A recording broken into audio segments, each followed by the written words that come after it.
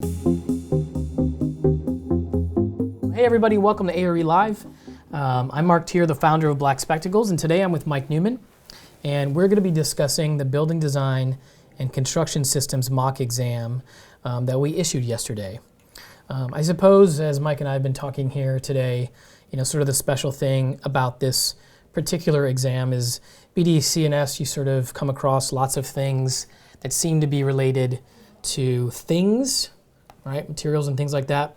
So concrete and steel and wood and all that. Right, and I think the focus here, and Mike is going to kind of help focus on how this exam is really actually ultimately more about design and sort of the how you take those things and use them through the language of design, I suppose.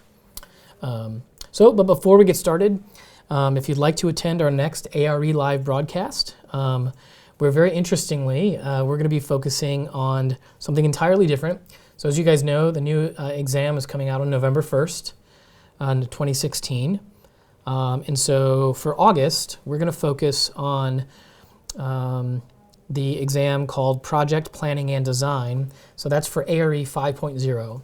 And the reason we're going to focus on that specific exam is because, as some of you know, there's what we call the a.r.e. 4 to 5 transition, where you can take some exams in a.r.e. 4.0 and some exams in a.r.e. 5.0, and you actually end up taking fewer exams in order to complete the a.r.e. So this exam, Project Planning and Design, is actually one of those exams from a.r.e. 5.0 that you can take, and that can help you sort of finish this whole thing faster. So we're going to do, very likely, we're going to do something like we're going to focus on a case study, which might incorporate some of the new question types. So it should be a really good session for our next one. And so if you want to register for that, you can go to blackspectacles.com/podcast to register. And just like this one, during the broadcast, you'll have a chance to ask questions to the group as well as to Mike. Now, if you don't know Mike, he's an adjunct professor at the School of the Art Institute of Chicago. He's also a founder of Shed Studio, and he's the instructor for Black Spectacles' online a.r.e. exam prep curriculum. If you haven't already checked out our a.r.e. exam prep curriculum, you can head over to blackspectacles.com, where you can watch all sorts of free tutorials from all the different courses. And today, we have a couple of special things we're doing. So number one, at the end, we have a special Black Spectacles promo code to share. Secondly, at the end of today's episode, we will be choosing someone from all the folks who submitted their answers to the mock exam, and they'll win a free 1-month a.r.e. plus software learning Black Spectacles membership. And finally, we'll be tracking everybody's answers, and everyone who actually gets all of the questions right will send you a free Black Spectacles t-shirt. So stay tuned for all that stuff. And tonight, we'll be taking questions using the GoToWebinar question box, as well as on Twitter using the a.r.e. Live podcast hashtag. So hashtag a.r.e. Live podcast. We'll be checking that out. We'll also be taking questions through the GoToWebinar question box. So with that, I'll go ahead and hand it over to Mr. Newman. All right. Hey, everybody.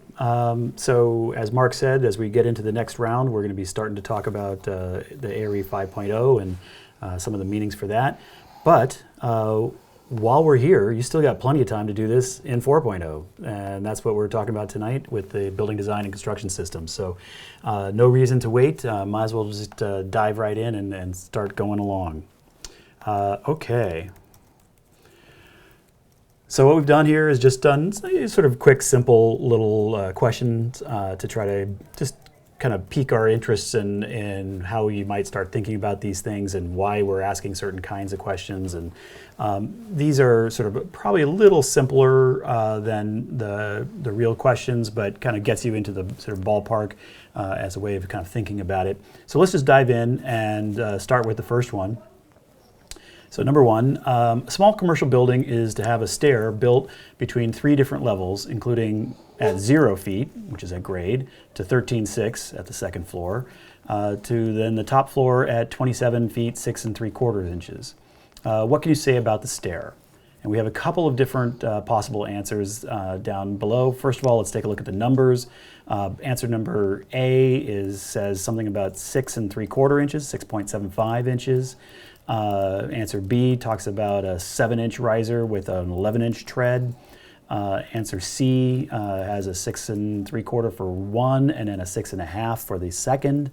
And answer D has a 6 3/4. So there's not that many options. We know we're kind of in that 6 1/2 to 7-inch range. Those are all the different possibilities, which sounds about right. So first thing we're going to do, and this is probably something that's pretty obvious to most people, but you'd be surprised that it actually throws people off all the time when I'm talking to them about it. So we're just going to do it super fast, and we're going to think about the first floor to the second floor, and just kind of run through that. So we have a 13.6 is our floor-to-floor range. And so when we think about that, 13 is going to be 156, so plus 6 is that's going to be 162 inches. So we have 162 inches floor to floor. So we immediately take 162 and we divide it by 7. Why 7? Because this is a commercial building. If it was a residential single family, that might be a different question. We might be able to do it 7 1/2 or even 8, sometimes even a little more than that. But for a commercial building, a typical standard accessible stair, 7-inch riser is the maximum. So a 7-11 stair is an accessible stair. 7-inch riser, 11-inch tread. And so we're just going to start with 7 because we want to assume that we're somewhere right near there. So we divide 162 by 7 and we get 23.14. So that means if we had 7-inch risers for this 162-inch floor-to-floor, we would have 23.14 risers. Well, clearly having a 0.14 risers, we got a little bit of a problem there, and that's not going to be reasonable.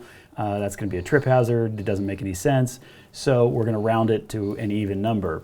So, all right, let's say we say 162, then we're going to divide it by 23. So we're dividing it by 23 risers.